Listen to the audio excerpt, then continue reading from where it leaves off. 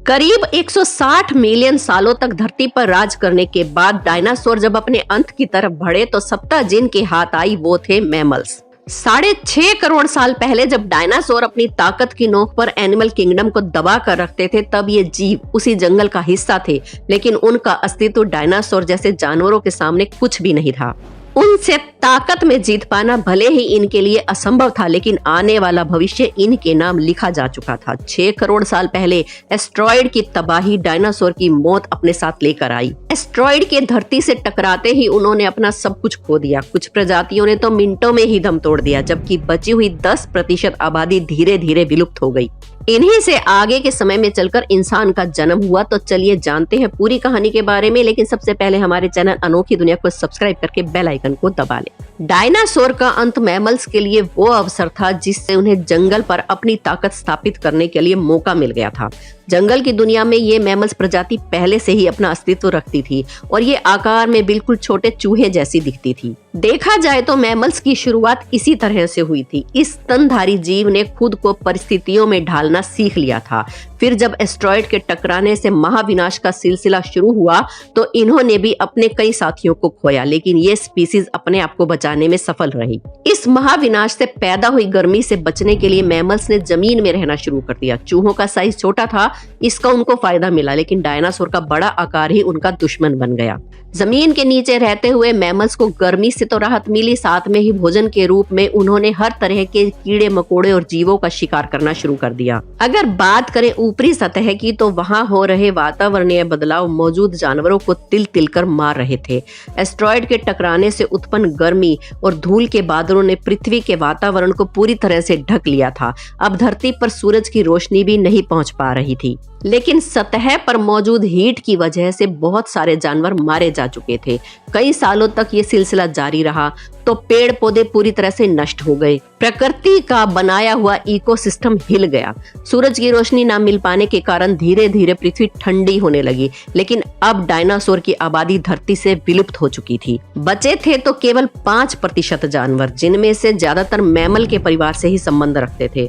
महाप्रलय के प्रभावों के थम जाने के बाद धूल के बादलों ने छटना शुरू कर दिया। धरती पर फिर से एक बार वातावरण सामान्य होना शुरू हो गया। पृथ्वी पर इकोसिस्टम फिर से पुराने फेज में आने लगा। इस दौर में मैमल्स केवल 5% तक सीमित थे, लेकिन अब मैमल्स इवॉल्व होना शुरू हो गए थे। उनमें से कई नई प्रजातियों ने जन्म लेना शुरू कर दिया था। इस प्रक्रिया में लगभग 5.5 करोड़ साल पहले बंदर ने जन्म लिया। यहाँ आपको बता दें कि शुरुआती बंदरों की शारीरिक बनावट आज से काफी अलग होती थी। उनके मुख पर आंखें आगे की तरफ होती थी और शरीर छोटा होता था, लेकिन ये शारीरिक बनावट ज्यादा समय तक एक जैसी नहीं रहने वाली थी। इवोल्यूशन के चलते इनके सर में एक अहम बदलाव हुआ, जिसकी वजह से इनके स्पाइनल कोड में भी बदलाव आया और चारों पैरों की बजाय ये 2 पैर पर खड़े होकर चलना सीख गए। इसके अलावा इवोल्यूशन धरती पर मौजूद पेड़ पौधों और वातावरण में भी हो रहा था।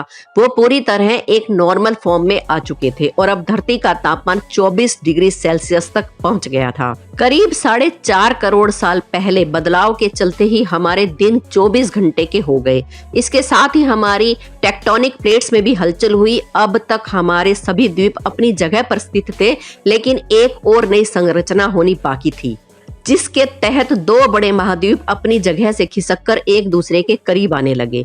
ये वही महाद्वीप थे जिसमें आज भारत है। भारत ने अफ्रीका से अलग होकर एशिया तक पहुंचने में कई लाखों करोड़ों साल लगाए और इन 2 बड़े महाद्वीपों के टकराव से सबसे बड़े माउंटेन यानी कि माउंट एवरेस्ट का निर्माण हुआ और उसके निर्माण के साथ ही ये तय हो गया कि आने वाले भविष्य में भारत में कई बड़ी नदियों का निर्माण होने वाला है, जो इस पूरे द्वीप में फॉर्मेशन को काफी हद तक बदलने वाला था। खैर, जहां एक तरफ धरती पर द्वीप अपने काफी विकास की ओर बढ़ रहे थे, वहीं दूसरी तरफ इवोल्यूशन की होड़ में जानवर भी अपने आप को काफी हद तक बदल चुके थे। इन द्वीपों के मौजूदा स्थिति में पहुंचने से जंगलों में काफी गिरावट आ रही थी और मुख्य रूप से ग्रासलैंड का निर्माण हो रहा था। उधर जानवर भी घास के मैदानों में रहने के लिए एटमॉस्फेयर को अडॉप्ट कर रहे थे। और साथ ही साथ कई नई प्रजातियों का भी विकास हो रहा था जो ग्रासलैंड में अपना दबदबा बनाने की कोशिश कर रहे थे। पुराने मैमल्स में दूसरे जानवरों को मार के खाने की क्षमता नहीं थी, लेकिन अब विकसित मैमल्स ने दूसरे जानवरों का शिकार कर कर उन्हें मार के खाना सीख लिया था और अब वो दूसरे जानवरों पर अपना दबदबा बनाने के लिए कायम हो चुके थे। अब जंगल में मैमल्स की वही स्थिति थी जो कभी धरती पर राज करने वाले डायनासोर्स की हुआ करती थी। लगभग 1 करोड़ साल पहले धरती अपने इस स्वरूप में आ चुकी थी जैसा कि उसे हम आज देखते हैं। वातावरण से लेकर पेड़ पौधे तक सब कुछ अपने फुल इवॉल्व रूप में थे। कहने को तो धरती पर सब कुछ था, लेकिन अब भी एक प्रजाति थी जो धरती से गायब थी और ये प्रजाति आने वाले भविष्य में पृथ्वी का इतिहास बनने वाली थी। जी हाँ, आपने बिल्कुल सही समझा, ये प्रजाति थी इंसानों की। लगभग 40 लाख साल पहले पृथ्वी पर एक बड़ी हलचल हुई और अफ्रीका द्वीप के पूर्वी इलाकों में एक नई माउंटेन रेंज पनपी जिसे आगे चलकर ईस्ट अफ्रीकन रिफ्ट के नाम से जाना गया। इस पर्वत श्रृंखला के निर्माण से हवा का प्रभाव कम हो गया, जिससे मौसमी हवा और उसकी नमी जंगलों तक नहीं पहुंच पा रही थी और जंगल सूखना शुरू हो गए। बारिश न होने की वजह से अफ्रीका का क्षेत्र काफी ड्राई हो गया, लेकिन जंगल के जानवरों ने बिल्कुल भी हार नहीं मानी। अफ्रीका के इन्हीं जंगलों में रहते थे पिरोलएपिथेसिस यानी कि एप्स, जो आगे चलकर हमारे पूर्वज कहलाए। पेड़ों पर रहने वाले ये बंदर एक टहनी से दूसरे पर जाने के लिए अपने आगे के हाथों का सहारा लेते थे और कभी कभी पेड़ों पर 2 पैरों से खड़े भी हो जाते थे। हालांकि ये अभी तक जमीन पर नहीं चल पाते थे, लेकिन इनमें खड़े होने की क्षमता पहले ही विकसित हो चुकी थी। इससे पता चलता है कि 2 पैरों पर चलना इंसानों की नहीं बल्कि एप्स की खोज थी। फर्क सिर्फ इतना था कि वो पेड़ों पर रहते थे, लेकिन जलवायु परिवर्तन के चलते उन्हें जल्दी ही धरती पर उतरना पड़ा। इनमें से कुछ प्रजातियां चिंपैंजी के रूप में विकसित हुई और कुछ इंसान के रूप में विकसित होने लगी। इनकी आगे आने वाली पीढ़ियों ने सर्वाइवल के लिए पेड़ों को छोड़कर जमीन पर रहना शुरू कर दिया। लाखों सालों के इवोल्यूशन के बाद ये एप्स अफ्रीका के लगभग हर क्षेत्र में फैल गए, लेकिन इनके हाथ अभी भी काफी लंबे थे।